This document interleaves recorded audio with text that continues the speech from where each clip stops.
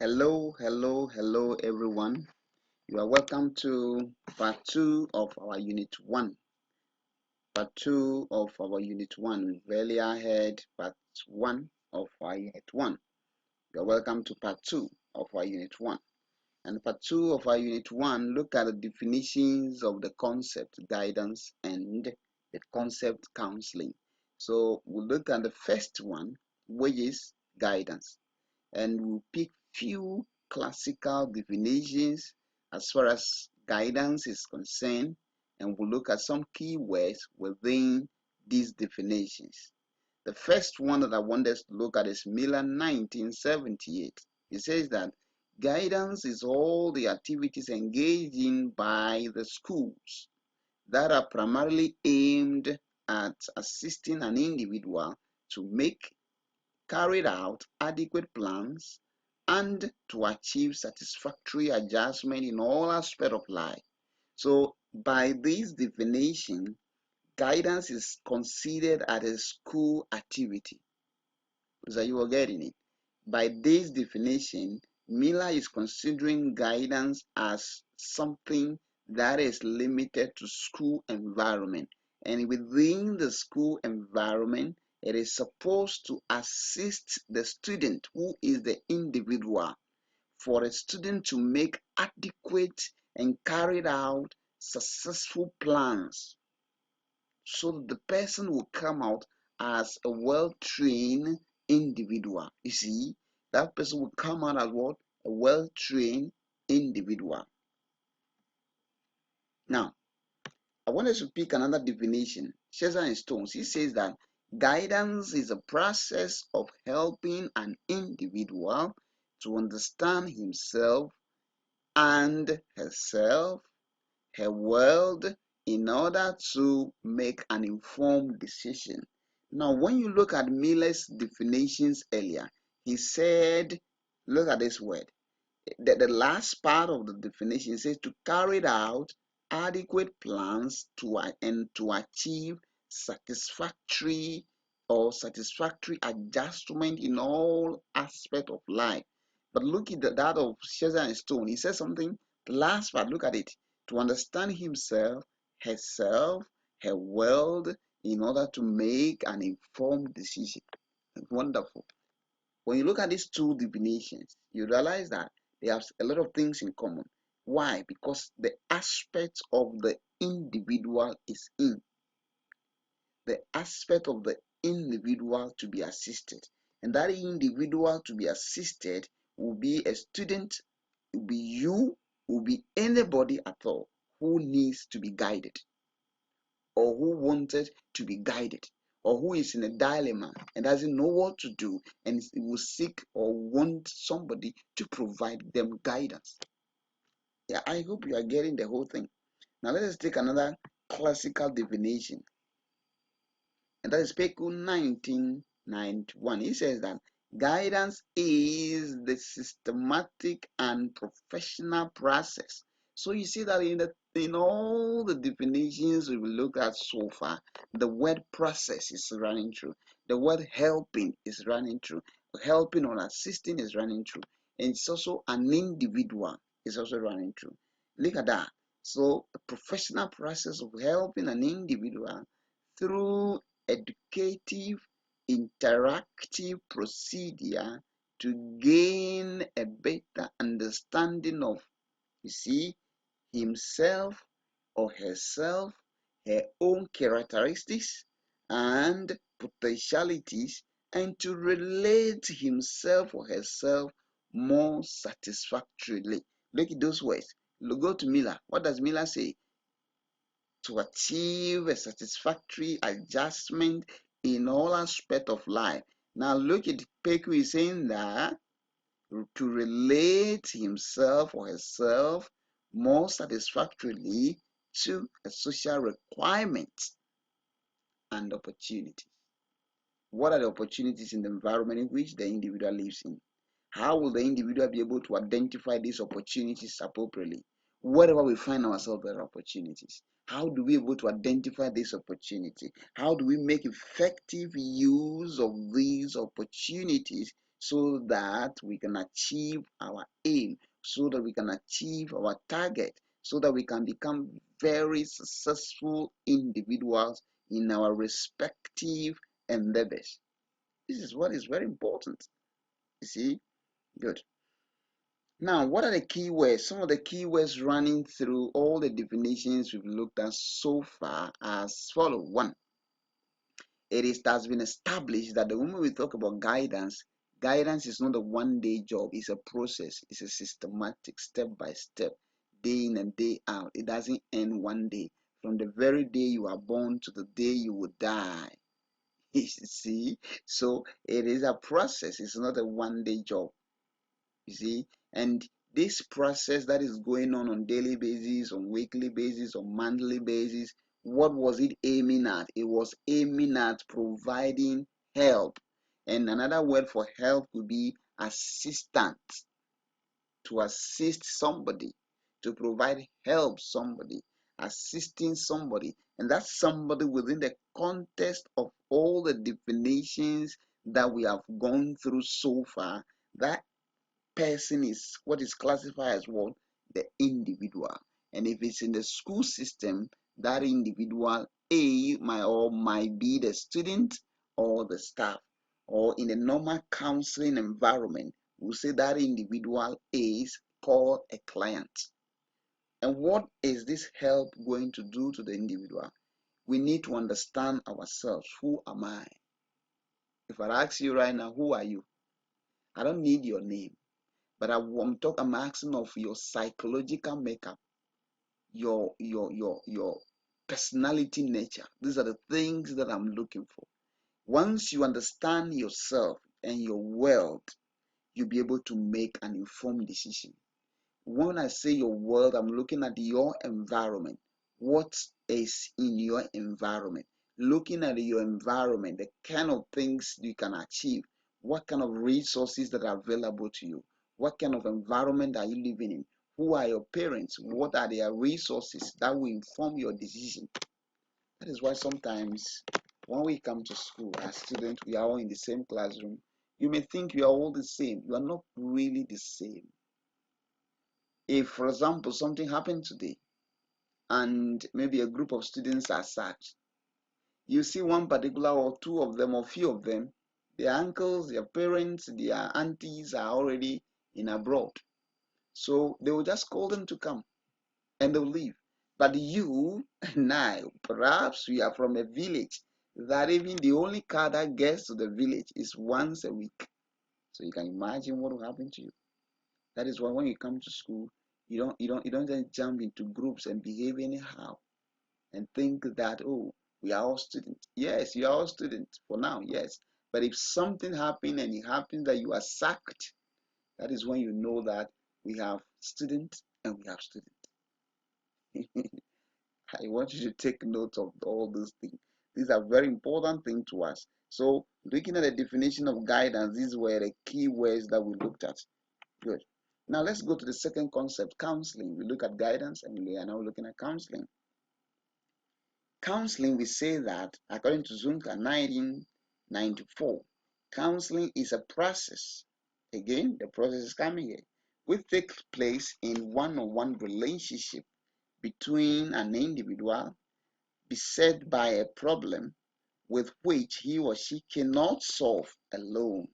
So the individual here is having a problem which he or she believes strongly that he or she cannot solve it alone.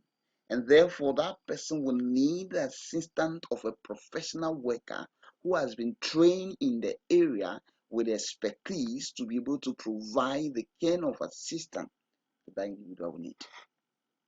See, today, people are calling themselves counselors because they have the opportunity to talk to a few group of people. It's not everybody who is a counselor, but this definition, you need to be trained and gain the needed experiences. Okay. Let us look at another definition. Perez is also saying that counseling is an interactive process conjoining the counselee. And who is the counselee? It can also be called a client. who needs assistance, and the counselor, the one who is going to provide this assistance to the individual with the problem, is called a counselor. And he or she who is providing the assistance and is calling himself or they are calling him a counselor should be someone who is trained, well trained in that particular field. Today we have a lot of people on the streets, a lot of people on radio stations, a lot of people making noise all over the places. They are counselor this, counselor that, counselor this. I want to tell you, they are fake and quack, most of them, because they have no training. Because some of them are pastors. They can talk to people. Some of them have the privileges to sit on radio and talk. They think that is all. No, because there is a clear distinction between counseling and advice giving. See, so it is only the professionals who can tell. Wait. Just as we look at keywords under guidance, we also look at some keywords under counseling. The first one I want us to look at is helping relationship. Counseling deals with helping relationship. A relationship that is aimed or has a focus, and the focus is to help the individual to resolve a challenge. In all the definitions, it is usually between a counselor and a client. Just as we have mostly in a counselor and a client, we also have what we call group counseling, where more than one client will be meeting with a counselor. More than one client meeting a counselor. In that sense, it becomes a group counseling. But as I said earlier, usually it is one-on-one, counselor and a client.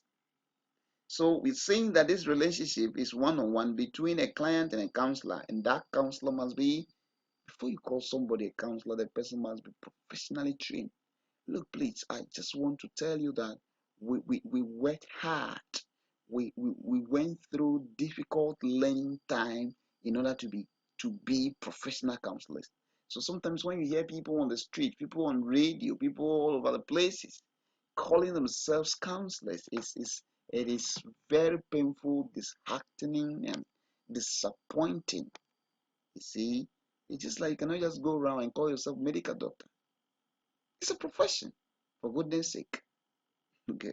So we're saying that the purpose of this help provided by the professional with the aim of helping the client to solve his or her problem. So counselor's aim is to help a client solve his or her problem. Counselors will believe that every client has what it takes to solve his or her problem. But sometimes the solution is a bit remote, that it's quite difficult for the individual to set through and be able to arrive at the solution. That is why, as counselors, what we do is that we help the individual to discover himself, his or her strengths, both internally and externally, the resources around. Then, once you begin to expose the client to all this, you realize the client will begin to make rightful decisions in order to solve his or her problem. Thank you. What are the goals of counseling? What are the goals of counseling? What does counseling work to achieve?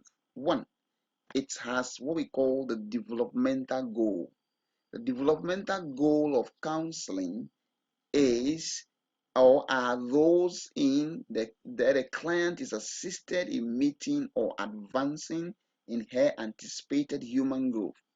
You know, as human beings, we grow. As a child, the way you behave, the people you interact with, how you need to conduct yourself. As a young adult like you, there is a way you need to conduct yourself, how you behave, so that society will not frown on you. The society will accept you as educated person, not educated illiterate, you know. So, as an educated person, so how emotionally you need to conduct yourself, how psychologically, how you have to relate with people. That is the developmental aspect of of counseling. Another goal of counseling is preventive. As the name implies, counseling prepares the individual against troubles that are coming so that the individual does not become a victim of circumstances. See, so the counseling is provided to the individual to help the individual to prevent problems ahead of him or her. For example, when you are providing premarital counseling to a child, what is it for? You are helping the client or that child from becoming a victim of teenage pregnancy. These are the realities of the on the ground. Another goal of counseling is its facilitative goal. Counseling has its facilitative goal, and just as the name implies, facilitative here means what? If the client possesses special skills and abilities. Enhancement means they can be identified or further developed through the assistance of a counselor. The individual has the skills. So how do you help the individual to make effective use of these skills? You see, so it will facilitate the decision-making ability of these individuals, the decision-making capability of these individuals. Good. The next one the next goal is the remedial goal of counseling. Remedial goal of counseling. Just as the name implies, remedial, after secondary school, assuming you did not pass or you did not do well after secondary school, you see the individual going out there that I'm going for remedial classes. What is it for? It is not to start everything afresh, no, but it is meant to polish areas that you didn't do well. That is the same thing about remedial counseling. The individual has made some decision. For example, the individual is married, and when the individual began to experience challenges in the marriage, then quickly the person will come for some counseling to help him or her resolve those peculiar or particular challenges in their relationship. That becomes remedial in nature. Wow, we are moving on. At this moment, we are moving on to what are the differences between these two concepts, guidance and counseling. And I want us to look at few. These are not exhaustive, so it means that you have to put it upon yourself to go out there, look for a lot of information. Hello? Look for a lot of information as far as the differences between guidance and counseling is concerned, for you to have a clear understanding of these two concepts. Looking at what we have there, I just want to pick few of them, just one or two. You can read and you understand. Just want to pick few of them in order for you to help you in your interactions. So these are the few differences between guidance and counseling. And I want to pick the first one. For example, we're saying that in guidance, we say it is helping service. Guidance aim is to help people. And we are saying that the heart of guidance is counseling. What it means is that there cannot be any successful guidance without counseling in it. So there will be some level of counseling activity within guidance. So for a guidance to be effective, yeah, for the guidance to be effective, there should be some amount of counseling. I think when you read the rest, they are straightforward for you to understand. Notwithstanding, even if we don't understand, when we meet in our face to face, any of our face to face that we'll be having, just as we discussed, that we'll be having face to face intermittently, and we'll be having the video lecture also intermittently. And as you listen to the video very well and you pay attention to each slide and the kind of explanation that is given to you, if you have questions, please write them down. When we meet during the face to face, you can also ask your questions for it to be addressed. And on this note, I want to say once again, we have come to the end of Unit 1 because this is the part 2 of our Unit 1. So gratefully, we have succeeded in dealing or treating or doing justice to Unit 1 of our course outline. And I want to say, please and please quickly click on subscribe. Click on the link and subscribe so that the subsequent videos will come onto your phone, your laptop, or all your gadgets that you need. Please download these movies and play it to your hearings continuously. Prepare your notes, and when we meet face to face, you can ask all your questions. On this note, I want to say, stay safe because COVID-19 is real. Stay safe and live long. Thank you.